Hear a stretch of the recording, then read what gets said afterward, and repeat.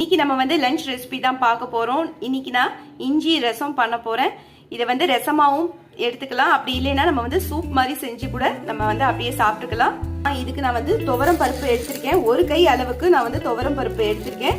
இப்போ இதை வந்து நல்லா 2 தடவை வாஷ் பண்ணி எடுத்துக்கலாம். இப்போ பாத்தீங்கன்னா துவரம் பருப்பை 2 தடவை வாஷ் பண்ணி நான் இந்த மாதிரி எடுத்து வச்சிருக்கேன். நான் வந்து குக்கர் பாத்திரத்துல பருப்பை சேர்த்தாச்சு. ஒரு பங்கு நம்ம வந்து துவரம் பருப்பு எடுத்தோம்னா 2 பங்கு அளவுக்கு தண்ணி விட்டுக்கணும். இது கூட ஒரு 1/2 ஸ்பூன் அளவுக்கு நான் வந்து சமையல் எண்ணெய் எடுத்திருக்கேன்.